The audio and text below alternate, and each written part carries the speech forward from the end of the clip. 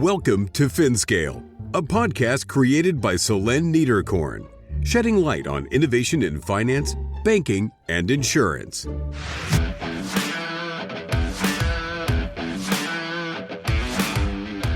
Cracking the code of climate tech. Yoann Berno, founder of Climate Insiders. I was the first person to say, this is ridiculous. I was sitting next to my cousin, for example. There's a 21-year-old, and looking at how they consume content on TikTok, I was blown away. I was like, I feel really old right now. I don't understand how they can just scroll, and brainwash themselves. But then if you really try to understand how the algorithm works and what makes it so sticky, you start understanding how we could leverage this as a weapon to diffuse other ideas. Unique encounters between two podcasters. This week, I have the pleasure of speaking with a climate tech investor who is convinced that investments in this sector will primarily be driven by investor communities. This bottom-up approach, familiar to crowdfunding, is now being applied to climate initiatives. Yoann hosts podcasts and a YouTube channel and has made it his mission to grow this community to have an even greater impact on climate change. You will learn about the role that TikTok can play in reversing the trend. Climate Insiders focuses on hardware, so we cover numerous innovations from photocatalysis to mycar remediation, an episode that will change your perspective and really make you think. Enjoy the show. Hello, everyone. Hi, Yoann. Hey. Great to have you on my podcast. So it's two podcasters having a podcast together. I like that. Likewise. Yeah, it's always more fun. Okay, Yoann, great to have you to talk about climate investment. Could you please introduce yourself to the audience of the FinScale podcast? Wow. So you want a short answer or do you want the long I have introduction? A medium. Not last time we talked, it was very, very long. So let's make it a bit short. All right. So my name is Yoann Berno. I'm originally from France, but I lived in 6 countries and I built startups in the tech world, in a solar company in Kenya. Then I moved back to Europe to become an investor. And I've started a fund called Climentum Capital or Climentum Capital for depending on where you live in Europe, I guess. And I decided to leave the fund to start a community of angel investors specifically dedicated to climate that is called Climate Insiders, where we try to democratize climate tech investing. Great. So it's an interesting topic. As you know, I've already recorded some climate tech investors. Sometimes I have the feeling that it's not always taken seriously by the community of investors, broadly speaking. So what do you see as the biggest challenges in getting investors to take climate change seriously and invest in those solutions more in particular? It depending, it's very time sensitive. You would have asked me 2 years ago, I would have said the challenge is different than it is now. So now we're at a bit of a valley in terms of tech, ecosystem. The VC is not flowing as much as it used to 2 years ago. So the main challenge now, I don't think we have a lack of entrepreneurs. I don't think we have a lack of technologies. I think we have a lack of capital that is not flowing the streets as much as it used to. So the agenda that we have forward, which is 2030 with enormous climate goals and objectives, right now it looks like we might slightly deviate from it. And so I think there's too much attention looking elsewhere, being distracted. With wars, with different other sets of technology, for example, AI, we can speak about it, or risk perceived in so many different fronts that we perceive the climate risk as less than we used to, which is a little sad. And so as an ecosystem, we don't feel it too much, meaning there's a ton of enthusiasm, a lot of people that want to join the fight, either joining companies or starting companies or joining funds. It just as a whole, if you step back from that bubble, there's a bit less momentum than we used to have. So at my level, I try to have more and more investors in that area just to show that there are a lot of opportunities in terms of investment. But for me, we should really engage investors to educate more and learn more about all those topics. Is it for you a great way to do it and how to do it efficiently? Yeah, education. So education, there's two aspects to it. It's educating someone to become an investor and saying that venture capital or startup investing as an asset class is very yummy, very appealing, and it should be in everyone's portfolio. I think it's ridiculous that it's in the US, for example, you need to be an accredited investor, aka you need to be a millionaire, because you either need $300,000 3 consecutive years, or you need to have $1 million in net worth, excluding your home, which is insane. And luckily in Europe, we don't have that barrier to entry. You just need to be a sophisticated investor, and that is, open for interpretation. Is not as rigid and strict, but that means that common folk believes, right, or we're trying to hinder people from getting access to that asset class. And it's sad because everyone virtually can invest in stocks. Why could you not invest in something that is a bit more early stage and that has even greater chances to return enormous amount of money, but also drive a huge change in the world? So I think educating people that on the ways to do it, what are the tools, what are the platforms, what are the companies enabling it, what are the communities? But there's also more of a broader thing, and I'm gonna deviate a bit from the question, but it's all connected. I was listening to a talk of the 2024 predictions and what are the 2 top transformations that we don't see coming that will completely inundate the tech world. And the number one was TikTok is going after Netflix and Spotify. And because today, anyone that is under 25 is spending 80% of their time on social media on TikTok. They're not hanging out on LinkedIn. They're not hanging out on professional networks. They are hanging out on TikTok, which is a completely different way of leveraging information, getting access to content. And so I believe as an educator or as someone who is trying to convince people to take action and join the fight, to do something about the climate, we should venture where the people are, and we should do other types of content. That means that educating needs to take a different shape and form. So I should have my TikTok account created. Yes. It's funny that we still have those. Do you have a TikTok account? Yeah. So it is funny because, I was the first person to say this is ridiculous. I was listening, I was sitting next to my cousin, for example, that was there's a 21-year-old, and looking at how they consume content on TikTok, I was blown away. I was like, this is way bad. I feel really old right now. I don't understand how they can just scroll and brainwash themselves. But then if you really try to understand how the algorithm works and what makes it so sticky, you start understanding how we could leverage this as a weapon to diffuse other ideas, not just shit content and brainwashing kids with some things that they need to be better. It's unbelievable, right? The type of content that is nasty on those platforms. We should leverage this to produce positive form of content. And so I have experimented. I actually parked away a bit of budget and I was like, all right, let's try to do something very different, super short, 1 minute type videos that inspire on climate technologies. And as a matter of fact, we experimented like this for a couple of months. We managed to get 2 videos viral. And once you hit virality on TikTok, you understand how the madness. It's ridiculous. Wow. The thing just got 2.7 million views in 2 days. Wow. And that means that there is an appetite for optimism and climate solutions. So I invite everyone in VC or even in finance to start venturing in there and then, not discarding it because it looks super retarded, but because that's where, a quarter of humanity is hanging out. Yeah, it's crazy. So I'm coming again with this question that we all ask ourselves. It's the interest and the impact of financial regulation. So I'm mentioning the Article 9 funds, for instance, that will be soon adopted.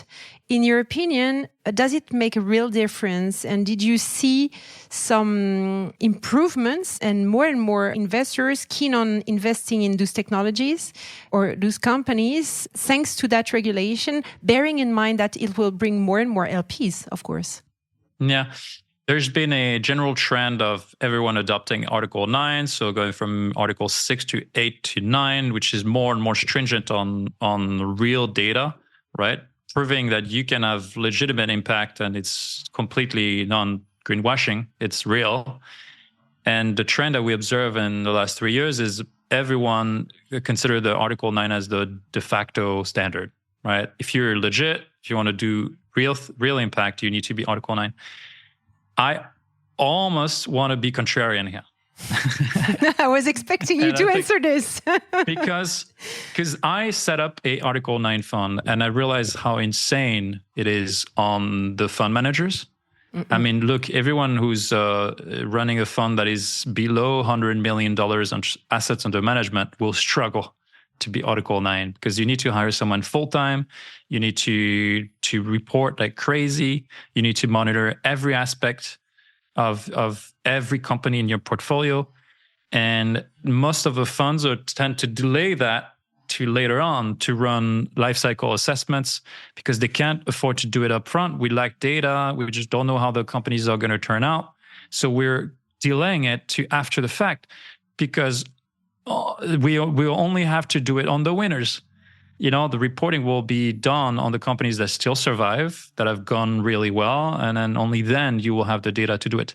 So I think it needs to, Article 9 is great in the sense that we need to impose certain regulations. Otherwise, funds will start deploying capital all over the place and invest in software, for example, when we clearly know that software does not have the same impact as hardware. Mm-hmm.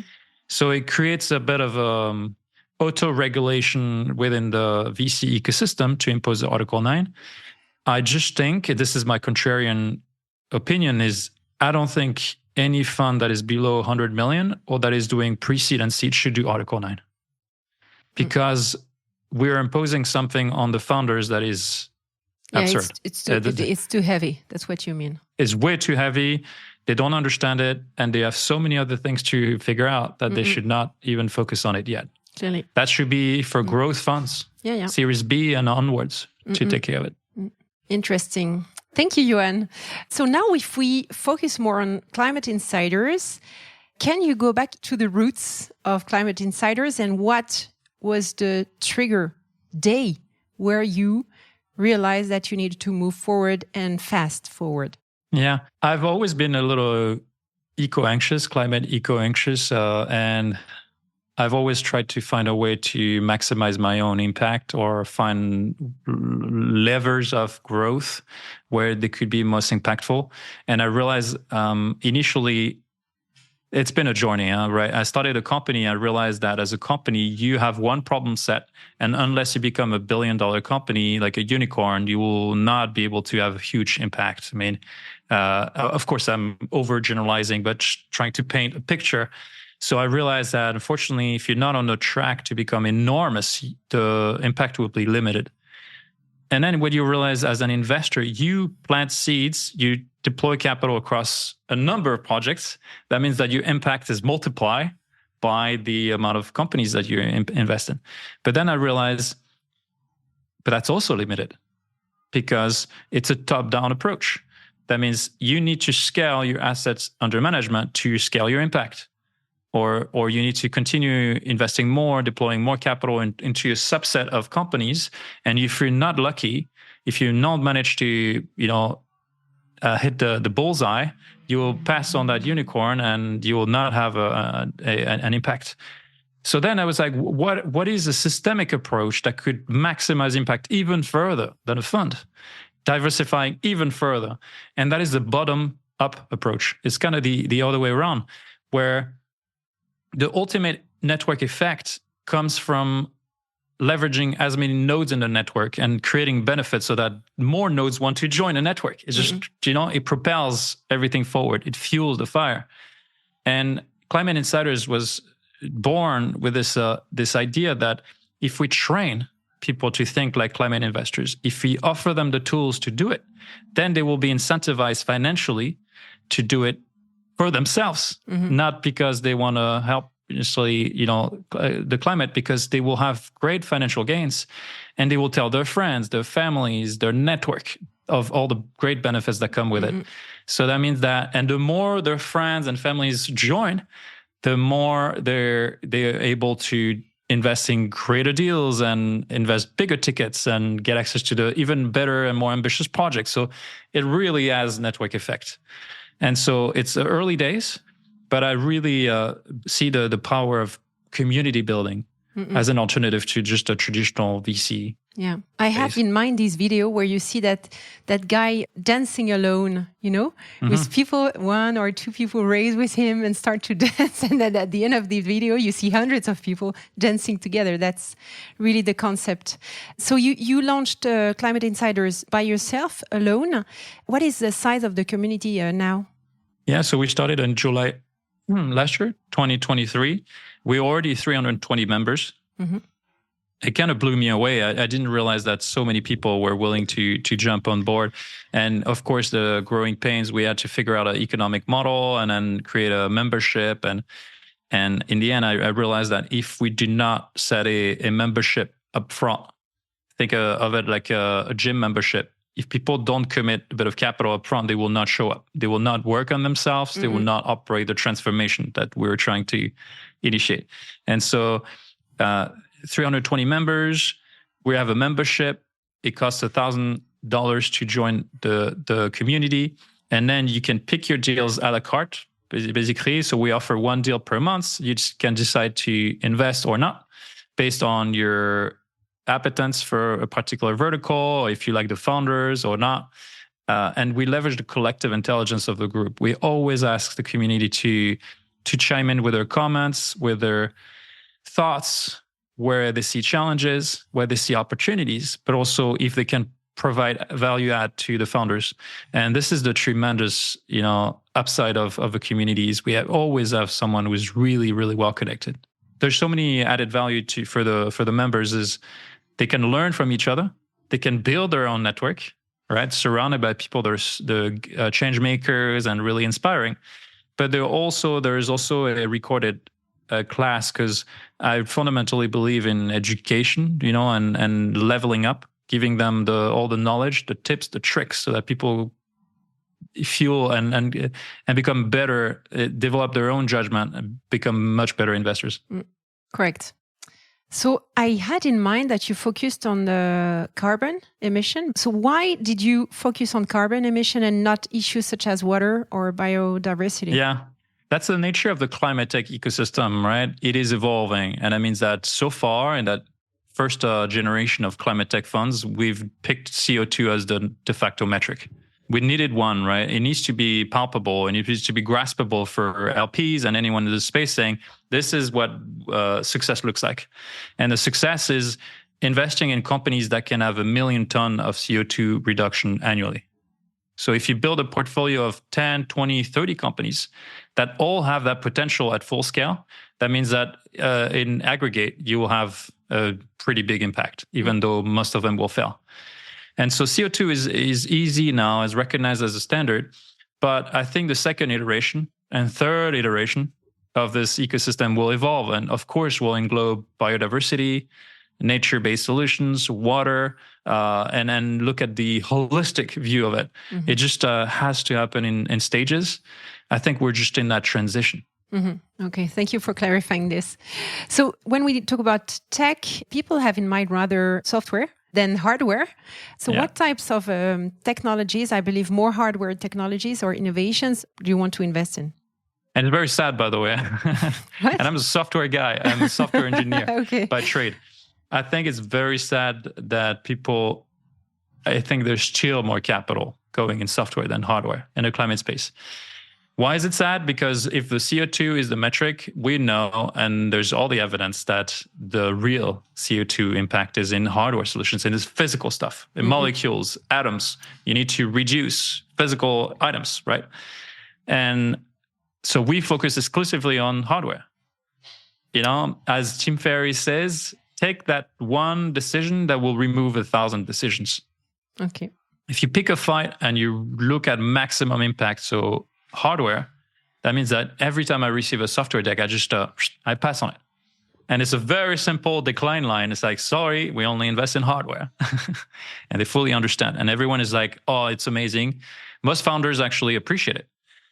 So hardware, there's so many verticals that are extremely enticing, super appealing at the moment. And it is also my role, and I invite everyone that is doing a bit of content or that is all trying to educate, right, the masses, to look from the angle of how sexy that technology is and how amazing it is. I'll give you a few examples, because right now we're still in the doom and gloom stage, and it still looks, from a positive lens, but the negative lens. But when it can be so science fiction like, and climate fiction like, and that turns you on. If people read about those amazing technologies, they want to go back to work on Monday and feel super pumped up. Mm-mm. And so that's why we should focus much more our energy on. And I'll give you two examples. For example, one company we just invested in, it's called New Iridium in Colorado in the States. They are using photocatalysis to accelerate or to decarbonize the chemical industry. So what does that mean is, today in the chemical world, you need to warm up the room or the lab where you catalyze your reactions to 1,000 Celsius, right? 1,000 degrees Celsius. And what do you use for that? You burn fossil fuels. 90% of chemical reactions are done through fossil fuel burning. Well, they came up with a process called photocatalysis, where you use light. You literally bombard at a certain frequency using blue light your catalyst agent with the chemicals, and it catalyzes the reaction. That means that you can do it at ambient temperature. You don't need to warm it up and burn fossil fuels at 1,000 degrees to make the chemical reaction happen. That is a total breakthrough. Yeah, clearly. It's basically like CRISPR, where we can sequence the DNA and just extract a little piece of DNA that you don't want. You replace it by what you want, and boom, you have a new industry that's created. It's a bit the same. And how did you have access to that deal? Did they get in touch with you? Yeah, so the access is, every VC will always kind of claim to have better access and this and that, and better relationships, better network. The truth is, it's an omni-channel access. It's me doing outbound all the time, just reading articles and going YouTube and attending pitch events. And so a lot of this, and also a lot of inbound, because people hear about Climate Insiders whenever we post something on LinkedIn or on YouTube, or we do a podcast episode. And as the brand grows, there's more people outreaching, and they apply either on our website or on LinkedIn, or they send directly via email, et cetera, et cetera. I believe this came from our dear friends at Biomimicry Institute, where they were building a portfolio of biomimicry technologies. So it's all inspired from nature. Mm-hmm. And because they love that, and they know that we love this kind of stuff, they regularly send me the best deals. Okay. And the second example you have in mind? Yeah, second example is, there's so many, but I'll take Novobiome, which this one is in Belgium. Very under the radar. They're using fungi to eliminate toxic waste. Today, if you're using a pair of jeans, what do you do when there's a hole? You just discard it. You dump it in, around the corner, around the block. I don't do it. You don't do it. No. Most people do. I repair. The fact is, most of that stuff is never recycled or upcycled. Yeah. It's sent to Ghana, and it's landing in the shores. And there's a mountain of textile, several kilometers long. It's several hundred meters high. It's ridiculous. And we don't really speak much about it. It's happening in Senegal, in Ghana, most African countries, and in Asia. And the truth is, this is gold if we were to know how to reuse it. And Novobiome is using mycoremediation. So it's using fungi as a way to destroy those little textile and then turn that into high-value, high-grade chemicals or high-grade materials that we can use in for example, precision lab interventions, and because or in the pharmaceutical industry, for example. So it's taking something that is extremely low value or no one knows what to do with it, and turning that into high-grade, high-value, high-margin materials. Okay, so it's also interesting when you invest in all those technologies to have a bit of return in terms of impact or revenues. So how do you measure concretely the impact of all those investments on reducing emissions?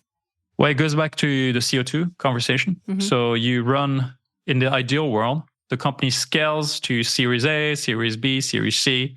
They start having hundreds of thousands of customers. Everyone speaks about them. It becomes mainstream. They go public. And then you have all the data in the world to measure, scope 1, scope 2, scope 3. And then you have a clear understanding of the amount of CO2 that they've reduced, they've eliminated.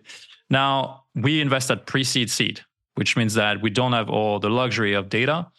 And a lot of it is kind of back of the envelope calculation. It's projections. This is for example, the textile industry's carbon footprint today. If we were to reduce 20% of it, which is absolutely doable at full scale, that would equate to X megatons of CO2 reduced. And so most of the time, that's kind of how it goes.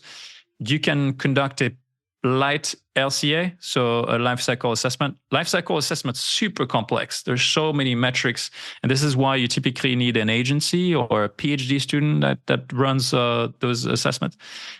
We can't afford to do this. Most funds should not, because the PhD guy will run around and like data anyways. Yeah. So I invite everyone to do back of the envelope, and it's common sense. If the market is huge, ginormous enough, and the solution that's based on the promise that it can decrease 10, 20, 30% of the total emissions, you have your climate winner.